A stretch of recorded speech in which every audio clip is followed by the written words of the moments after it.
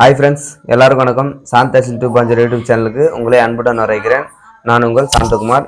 இப்போ பார்த்தீங்கன்னா இந்த வீடியோவில் நம்ம எதை பற்றி பார்க்க போகிறோம்னா, சேவல்களுக்கு வெள்ளை காய்ச்சல் வந்துச்சுன்னா, அதே மாதிரி நோய் வந்துச்சுன்னா அதை எப்படி ரெடி பண்ணுறதுன்னு சொல்லிட்டு தான் பார்க்க போகிறோம்.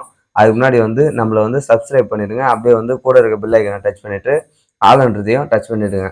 அப்போ தான் நான் போடக்கூடிய ஒரு வீடியோ உங்களுக்கு நோட்டிஃபிகேஷன் வரும். வாங்க வீடியோக்குள்ளே போகலாம்.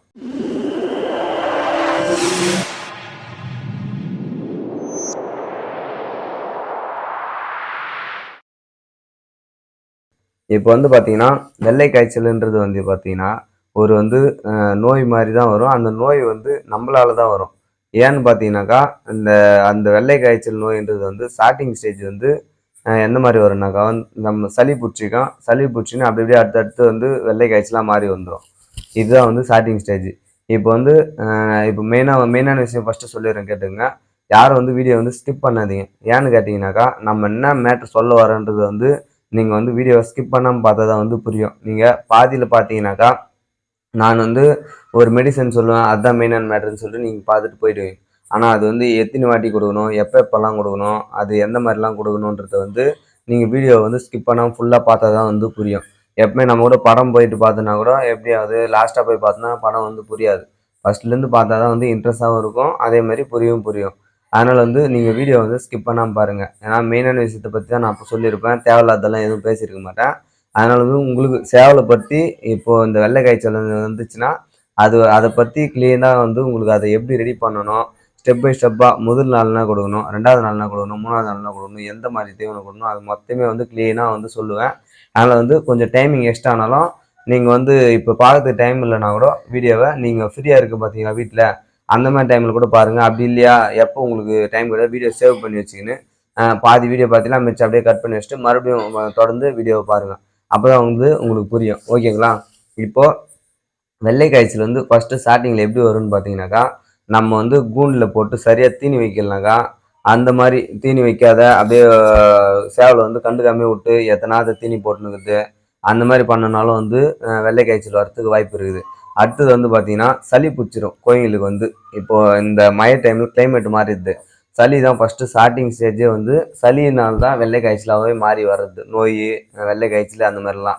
இப்போ அந்த சளியை ஃபஸ்ட்டு நீங்கள் சளியாகவே ஃபஸ்ட்டு பார்த்துட்டிங்கன்னா அது ஈஸியாகவே குணப்படுத்திடலாம். நிறைய பேர் சளி வந்துச்சுன்னா என்ன பண்ணுறதுனே தெரில, அது பண்ண முடியல, இது பண்ண முடியலன்னு.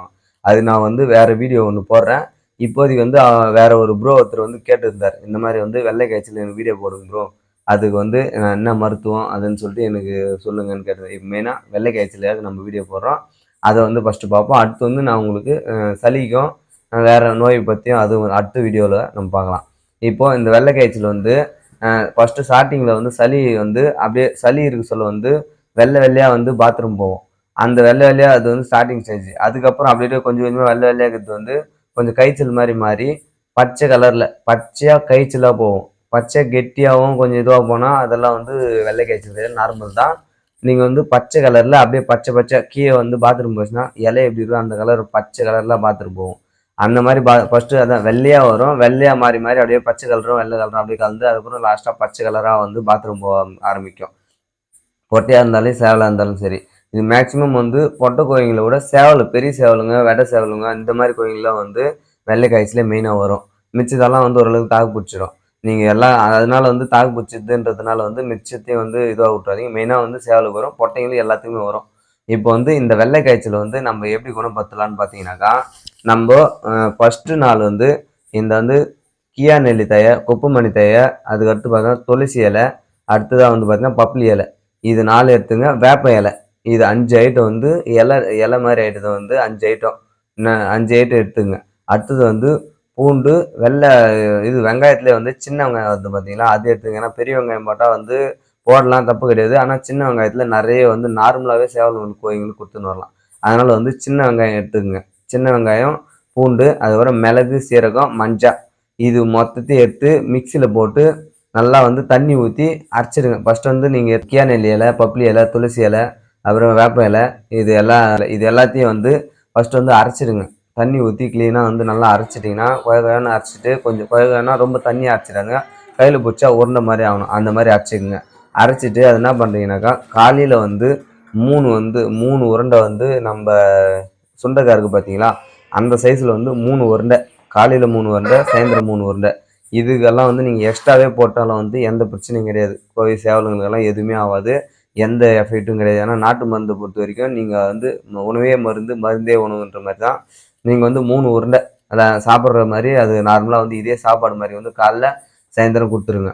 இதை கொடுத்துட்டு அடுத்து வந்து பார்த்தீங்கன்னா, இதை கொடுத்து கொஞ்சம் நேரம் கழிச்சு, இப்போ காலையில் கொடுக்குறீங்கனாக்கா ஒரு ஒரு 2 மணி நேரம் 3 மணி நேரம் கழிச்சு ஈஸியாக ஜீரணம் ஆகிற மாதிரி இந்த ரஸ்க்கு, அடுத்தது வந்து பார்த்தீங்கன்னாக்கா பிஸ்கெட்டு, அதுக்கப்புறம் இட்லி, இந்த மாதிரி வந்து ஈஸியாக செரிமானம் ஆகக்கூடிய தீவனத்தை வந்து அந்த கோழிங்களுக்கு வந்து கொஞ்சமாக கொடுத்துருங்க.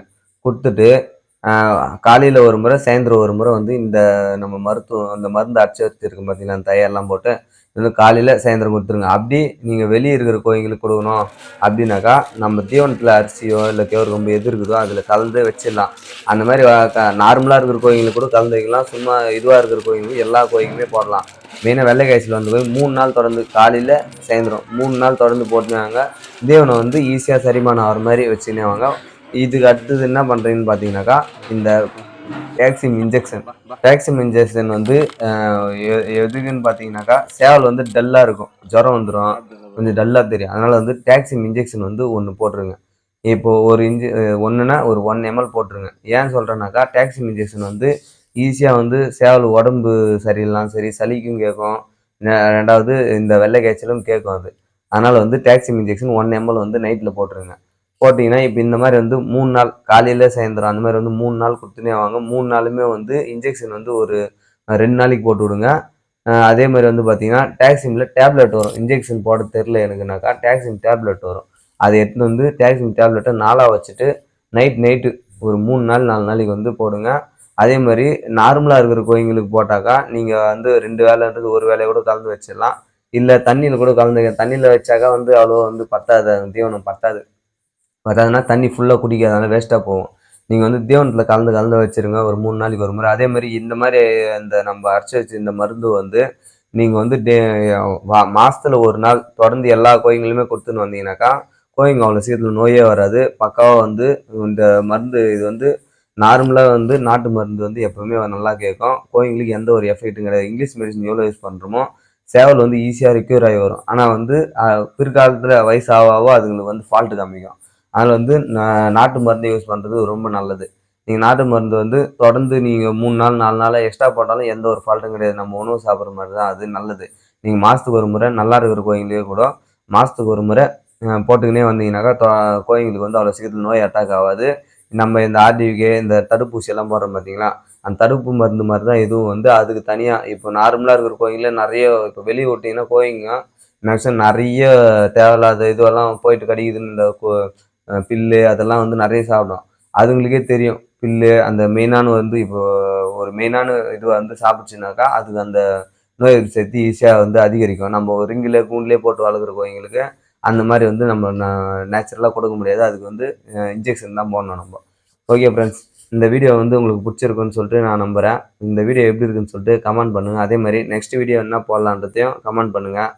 அதே மாதிரி உங்களுக்கு வந்து வீடியோ இதுக்கு முன்னாடி வந்து 3-4 யூடியூப் சேனல் ஓப்பன் பண்ணோம், எல்லாமே வந்து தூக்கிட்டாங்க. அது என்ன ரீசன் எதுன்னு தெரில. அதே மாதிரி சேவல் கையில் வச்சுன்னு போட்டால் வந்து தூக்கிட்டேன்னு சொன்னாங்க. அதனால் வந்து நம்ம இப்போ சேவல் கையில் வச்சுன்னு போடல. நெக்ஸ்ட் டைம் வந்து சேவல் வேறு தனியாக வச்சு நான் வீடியோ போடுறேன். அதே மாதிரி நீங்கள் வந்து நம்மளுக்கு சப்போர்ட் பண்ணால் தான் வந்து நம்ம அடுத்தடுத்த வீடியோ போகிறதுக்கு வந்து எனக்கு ஒரு இன்ட்ரெஸ்ட்டாக இருக்கும், ஹெல்ப்ஃபுல்லாக இருக்கும். ஓகே ஃப்ரெண்ட்ஸ், நெக்ஸ்ட் வீடியோவில் பார்க்கலாம். பாய்.